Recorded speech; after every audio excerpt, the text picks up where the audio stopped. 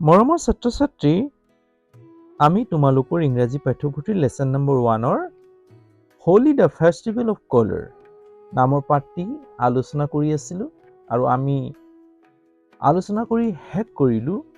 মই 4টা ভিডিঅ'ত এই পাঠটি সামৰি লৈছোঁ আৰু তোমালোকলৈ আগবঢ়ালোঁ। যদি ভিডিঅ'সমূহ নাই চোৱা তেতিয়াহ'লে চাবা আৰু কেনে পাইছা জনাবলৈ নাপাহৰিবা। যদি ভাল পাইছা তেতিয়া লাইক কৰিবা আৰু যিমান পাৰা বন্ধুবৰ্গলৈ শ্বেয়াৰ কৰি দিবা।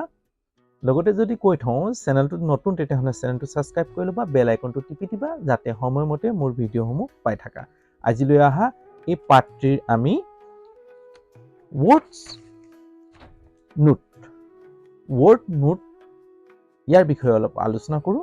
তোমালোকে দেখিছে এই কিতাপত দাগ দিয়া আছে, এনেকৈ দাগ দিব নাপায়, এটা দাগ দি দিছে য'ৰ পৰা লৈছোঁ।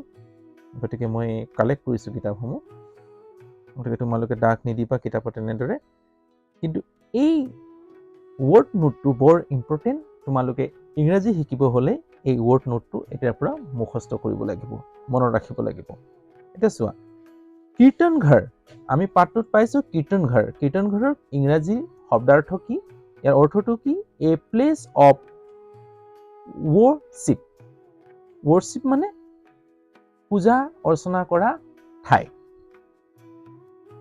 পূজা অৰ্চনা কৰা এখন ঠাই। প্লেচ মানে ঠাই, এ মানে এখন বা এটা ঠাই। ৱৰ্শ্বিপ মানে পূজা অৰ্চনা কৰা, অফ পূজা অৰ্চনা কৰাৰ এখন ঠাই কীৰ্তন ঘৰ। কীৰ্তন ঘৰটো সাধাৰণতে আমাৰ নামঘৰত কি থাকে, কেতিয়াবা আমি পূজা কৰিবৰ বাবে কীৰ্তন ঘৰ থাকে, আমি তাত নাম কীৰ্তন কৰোঁ। আমাৰ অসমীয়া মানুহবিলাকে অসমত কি হয়, কীৰ্তন ঘৰ প্ৰত্যেক গাঁৱতে থাকে, নামঘৰ থাকে। এই নামঘৰত কীৰ্তন ঘৰ থাকে আৰু সেই কীৰ্তন ঘৰত পূজা অৰ্চনা কৰা হয়, ভাগৱত পাঠ কৰা হয়। নৱবৈষ্ণৱ ধৰ্মৰ, শংকৰদেৱৰ নৱবৈষ্ণৱ ধৰ্মৰ পালনৰ অৰ্থে আমাৰ অসমীয়া মানুহৰ এটা অৱদান দি গৈছে শংকৰদেৱে, কীৰ্তন ঘৰ। এই কীৰ্তন ঘৰতে মানুহবোৰে, আমাৰ অসমীয়া মানুহবোৰে ভাগৱত পাঠ কৰে, আলোচনা কৰে। সেই ঠাইখন তাতে পূজা অৰ্চনা কৰে। ইমানটোৱে বুজি লওঁ, পাছলৈ পাবা আৰু। মহাপ্ৰভু দৌল গোবিন্দ। মহাপ্ৰভু Doul Gobinda, another name of Lord Krishna. ভগৱান, লৰ্ড মানে ভগৱান, কৃষ্ণ, কৃষ্ণৰ another অন্য নেম। ভগৱান কৃষ্ণৰ, অপটোৱে ৰ বুজাব, কৃষ্ণৰ অন্য নাম হ'ল কালিয়া Thakur, another name of Lord Krishna. ভগৱান কৃষ্ণৰ another মানে অন্য, নাম, নেম মানে নাম। Manikut, Manikut the inner part of the কীৰ্তন ঘৰ। কীৰ্তন ঘৰ the inner part, ভিতৰীয়া অংশ of কীৰ্তন ঘৰ। কীৰ্তন ঘৰৰ ভিতৰৰ অংশক মণিকূট বুলি কোৱা হয়। আমাৰ কি কৰা হয়, নামঘৰত এটা ভগৱানৰ আসন স্থাপন কৰা হয়। তাত কোনো ভগৱানৰ প্ৰতিমূৰ্তি দিয়া নহয়। ওপৰত কি কৰা হয়, এখন কাপোৰ থাকে, ৰঙা কাপোৰ, ৰঙা বগা ফুল বচা এটা কাপোৰ লগোৱা হয় আৰু তাৰ তলত ভগৱানক কি কৰা হয়, আসন দিয়া হয়। কিন্তু তাত কোনো মূৰ্তি ৰখা নহয়। সেই ঠাইখনক কোৱা হয় মণিকূট দেই। গায়ন বায়ন, গায়ন বায়ন কাক কয়? গায়ন মানে গোৱা, বায়ন মানে বজোৱা। A group of people, a group of people মানে এদল মানুহ। ট্ৰেডিশ্যনেলি, ট্ৰেডিশ্যনেল মিনি মানে পৰম্পৰাগতভাৱে। ছিংগিং গায়, ডিভোচনেল সংছ, ডিভোচনেল মানে ভক্তিমূলক, সংছ মানে গীতবোৰ। এদল মানুহে পৰম্পৰাগতভাৱে ভক্তিমূলক গীত গায়। একম্পেনি সৈতে, লগত, বাই তাল এণ্ড খোল। তাল মানে ঝেলি আৰু খোল মানে ঢোল। সেই ঢোলটোক খোল বুলি কোৱা হয়। সেই খোল আৰু তালৰ লগত এদল মানুহে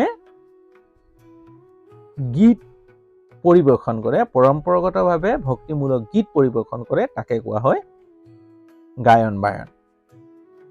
হল তাল আলু খোলৰ সৈতে বা খোলৰ লগত এদল মানুহে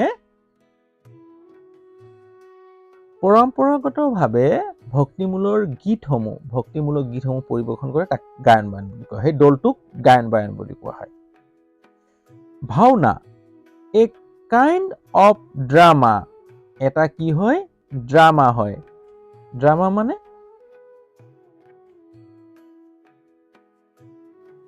ড্ৰামা মানে অভিনয় বেস্ড অন ষ্টৰিজ,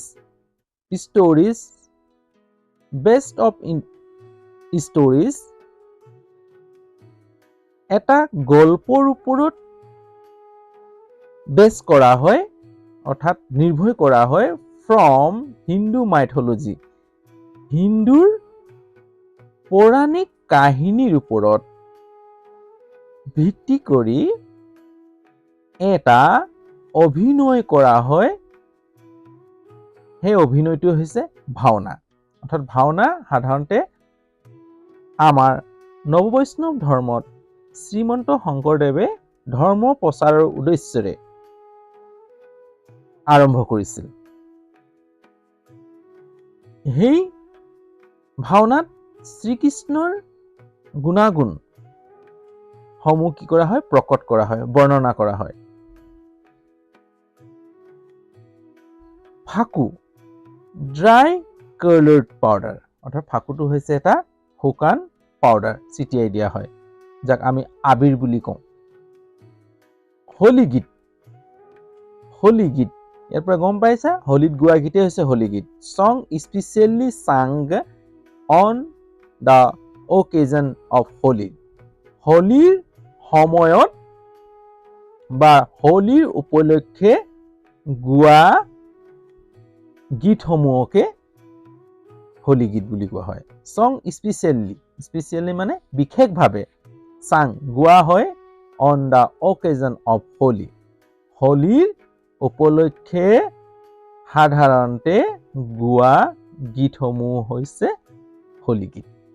হ'ব, মই এই ধৰণে তোমালোকক বুজাবলৈ চেষ্টা কৰিলোঁ।